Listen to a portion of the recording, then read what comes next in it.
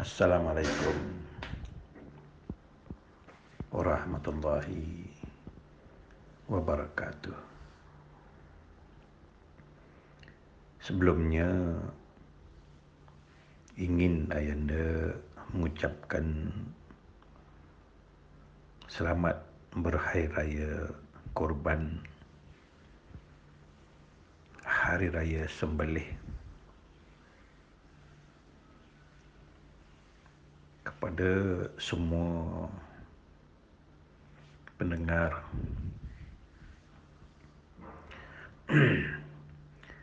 Adapun pagi ini ingin rasanya melanjut akan perkara wajhullah. Muslimin muslimat, para pendengar yang budiman sekalian, sebelum kita berbincang perkara wajahnya Allah, marilah terlebih dahulu kita berbincangkan kewujudan Allah. Jikalau wujud Allah, maka wujudlah wajahnya, bayangnya. Namun sebelum sampai kepada perkara wujudnya Allah, sebelum sampai kepada perkara wujudnya Allah, wajahnya Allah, hendaklah terlebih dahulu kita menyelesaikan perkara permasalahan kewujudan diri. Sebelum kita membicarakan tentang wajah Allah, kita hendaklah membicarakan kewujudan Allah terlebih dahulu. Namun sebelum kita membicarakan tentang kewujudan Allah pula, hendaklah terlebih dahulu kita membicarakan tentang kewujudan diri kita. Pertamanya persoalan,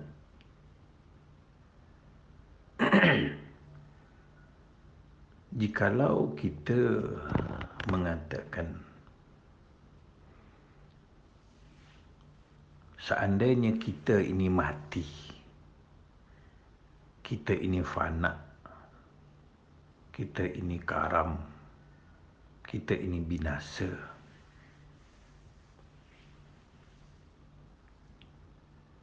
apakah Allah itu ada? Dan apakah Allah itu tidak ada?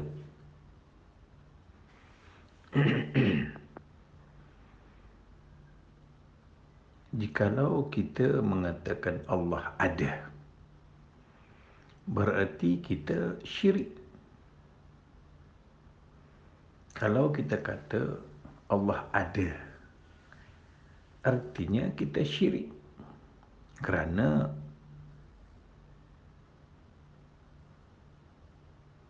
di situ kelihatan dua wujud. Satu wujud yang mengatakan Allah ada, dan yang mengata Allah ada artinya kita ini wujud, Allah pun wujud. Menduakan sifat wujud, maka syiriklah kita. Kita mengatakan Allah ada, artinya ada kita, ada Allah. Setelah adanya kita, baru boleh kita mengatakan Allah itu ada. Jikalau kita tidak ada, bagaimana nak mengatakan Allah itu ada? Jadi ini dikatakan syirik, kerana telah ada unsur dua wujud. Wujud Allah, wujud kita. Jikalau kita sebaliknya mengatakan Allah itu tidak ada.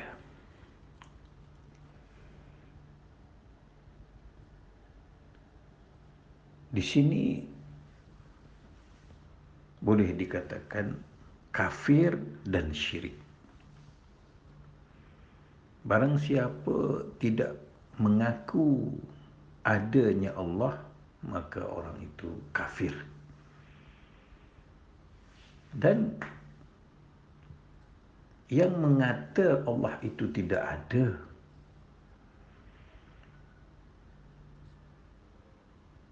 yang mengatakan Allah itu tidak ada, maka kafirlah kita.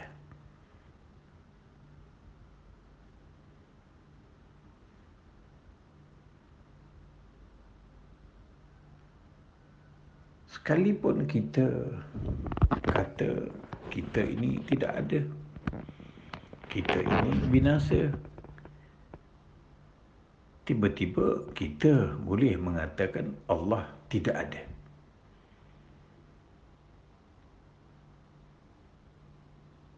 Berarti ada yang tidak ada dan ada yang ada. Kita ada, Allah tak ada. Sedangkan kita kata kita mati, kita binasa. Mana mungkin barang yang binasa, barang yang mati boleh mengatakan barang yang ada? Kita kan binasa, tiba-tiba kita mengatakan Allah tidak ada. Satu kafir dicampur pula dengan syirik.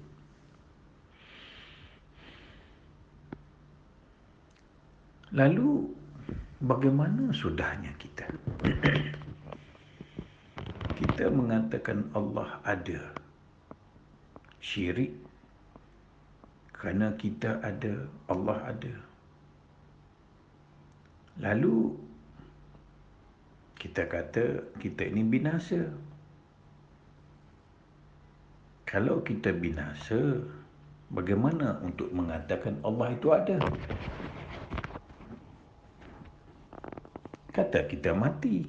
Mana boleh orang mati mengatakan Allah itu ada?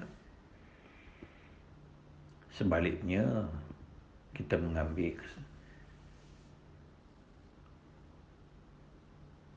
langkah, ambil jalan untuk mengatakan Allah tidak ada. Lagi sekali, mana mungkin orang yang mati boleh mengatakan ada ataupun tidaknya Allah? Kata kita binasa, kata kita mati, kata kita karam. Mana mungkin orang yang mati boleh mengatakan Allah itu ada? Mana mungkin orang mati boleh mengatakan Allah tidak ada?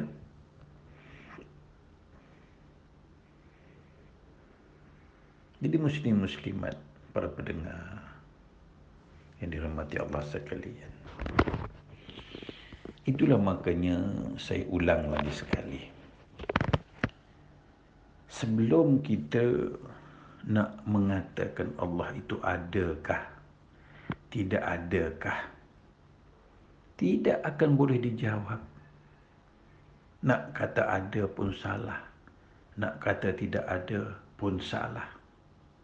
Lagilah salah.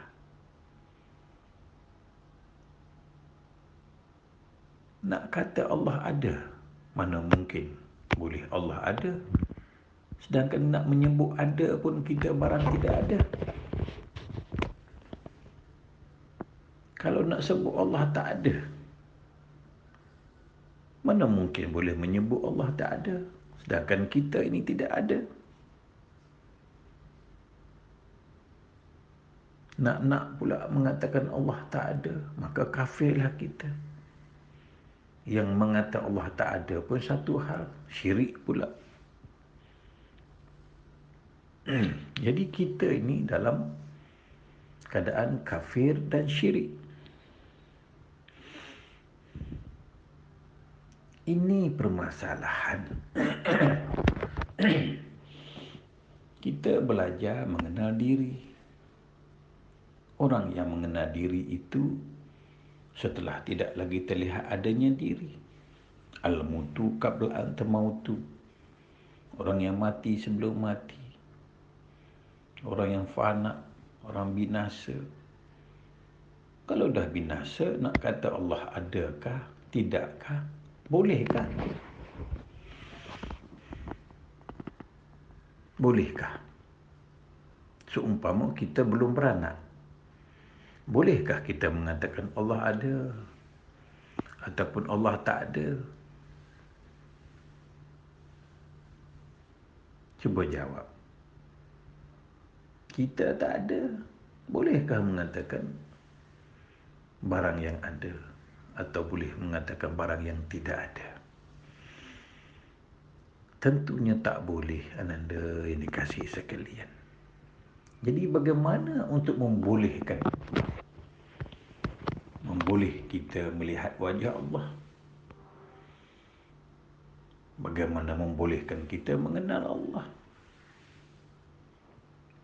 Kita barang tidak ada. Jadi di sini sampai bila-bila pun tidak akan berjumpa akan jawapannya.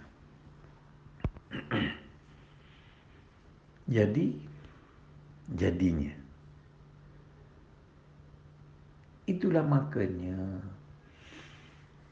sebelum mengenal Allah, sama ada adakah, tidak adakah, sebelum kita mengenal Allah, sebelum kita melihat wajah Allah, memandang wajah Allah,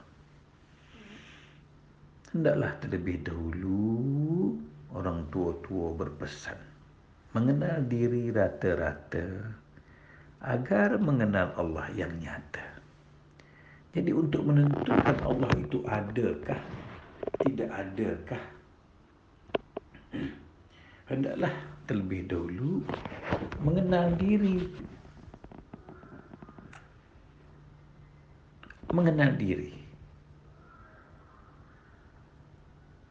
Jadi kita tinggalkan dulu persoalan Allah itu adakah, tidak adakah setelah kita tiada. Jadi untuk menentukan kita ini tidak ada,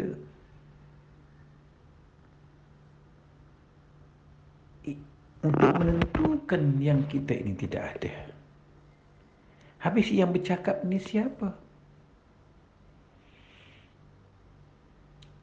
Kita tolak dulu pelajaran mengenal Allah, melihat wajah Allah. Kita tolak ke tepi dulu. Kerana tidak akan menemui jawapannya.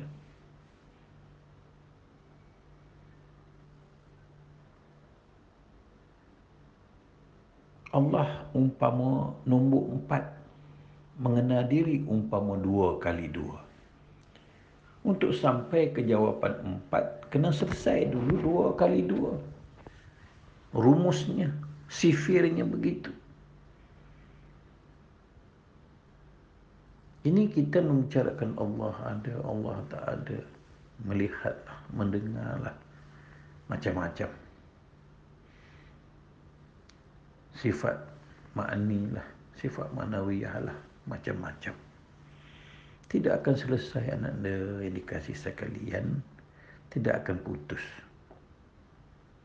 Yang mengatakan Allah itu ada, yang mengatakan Allah tidak ada, artinya kita masih ada, masih wujud. Tak lepas daripada kafir, tak lepas daripada syirik.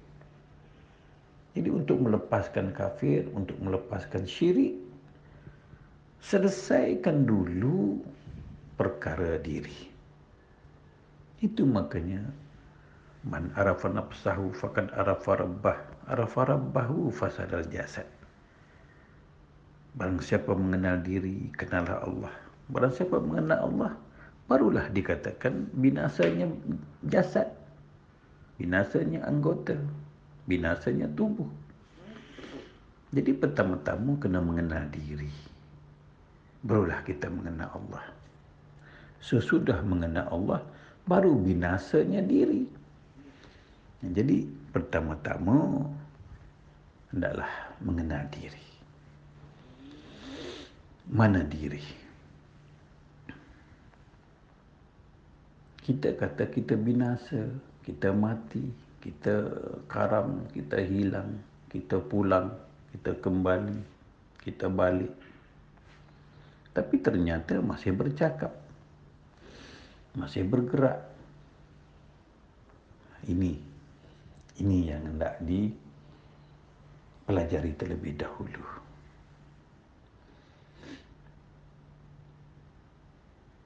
Jadi kita buka sedikit lagi perbincangan kita mengenai mengenal diri. Bagaimana nak berserah? Serah tangan, tangan kita duk pakai. Serah kaki, kaki kita duk guna. Serah seluruh badan. Habis, kalau serah seluruh badan, siapa yang bicara? Siapa yang bercakap?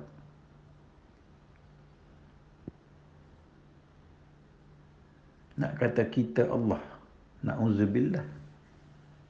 Mana boleh Allah bercakap bahasa Malaysia, menggunakan mulut, menggunakan suara. Allah tak ada huruf, tak ada suara.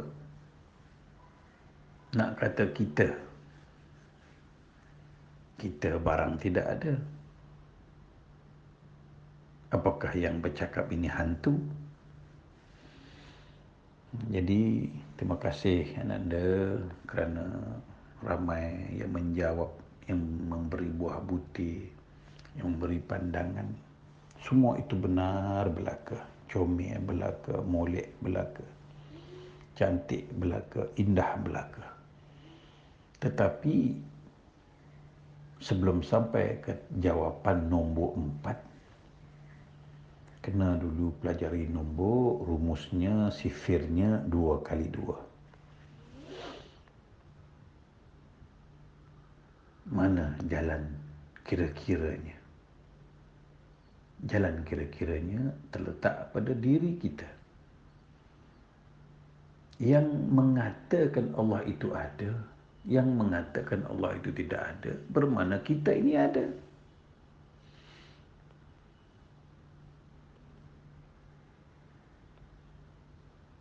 Kalau kita ada, ternyata syirik, ternyata kafir. Kata Allah tak ada, kafir, tak percaya kepada Allah. Kata Allah ada, syirik. Kita ada, Allah ada, syirik. Jadi sudahnya kena mengenal diri dulu rata-rata.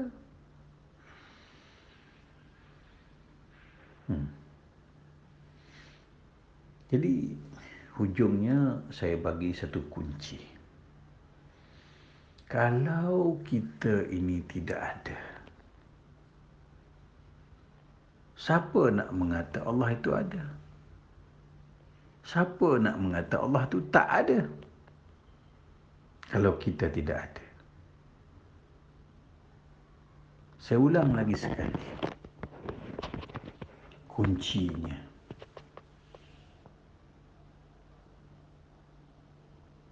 Jikalau kita ni tidak ada barang binasa, barang mati, siapa mengatakan Allah itu ada? Siapa mengatakan Allah itu tidak ada? Takkan Allah mengatakan aku ada, aku tidak ada? Lagilah tak betul. Kenapa? Kenapa pula Allah nak mengatakan aku ada? Allah tak perlu mengatakan aku Allah. Gelas tak kata aku gelas, aku gelas, aku gelas. Itu gelas. Cawan. Tak mengatakan aku gelas. Memang dah dia gelas. Tak perlu mengaku aku gelas. Begitu juga Allah. Dah memang dia Allah. Tak perlu mengatakan aku Allah, aku Allah. Tak perlu. Kita pun tak pernah sebut diri kita sendiri, nama kita sendiri. Jadi muslim-muslimat, inilah kaedah 2 kali 2. 4 senang orang bercakap. Kalau tembak pun mungkin kena 4. Tapi ceritanya, jalannya, rumusnya, sifirnya. Kata kita tak ada. Apabila kita tidak ada, siapa nak kata Allah ada? Siapa nak kata Allah tak ada? Ini perkara barang siapa yang tahu akan jawapan ini, barulah Allah itu betul-betul la hurufin wala syautin. Barulah betul-betul Allah itu dikatakan tidak berain, tidak bersifat, tidak berjirim, tidak berjisim, tak bersuara, tak berhuruf. Kalau masih bersuara, berhuruf, berkata-kata, berkalam, menyebut, bercakap, artinya barang dua. Masih bercakap, barang dua. Barang hidup lagi, tak mati lagi. Kalau kita barang mati, mana mungkin boleh bercakap? Dia nak sampai ke sini. Nak kata kita bercakap, kita bisu. Nak kata Allah berkata-kata, masakan Allah bercakap dengan mulut. Jadi itu makanya kenal diri rata-rata agar mengenal Allah yang nyata. Tambah-tambah hari raya kurban mengajar kita. Tetapi kita bukan korban diri kita. Kita pergi korban lembu, pergi korban kambing, korban unta. Masya Allah. Itu makanya saya menghantar video supaya tuan-tuan tilik. Lembu pun pandai mengajar korban. Kita nak korban lembu, tiba-tiba lembu tendang kita sampai mungkin mati itu. Lembu mengajar kita korban. Kita nak korban lembu, tapi lembu mengajar kita korban. Tapi dah kerana kita dibuta, lembu mengajar. Korban-korban tu bukannya sembelih aku, mari aku ajar. Lalu dia tendangnya orang. Berapa orang dia tendang, dia tanduk. Nak mengajar korban. Nak mengajar korban. Tak apalah, kita tinggalkan korban itu. Kita balik kepada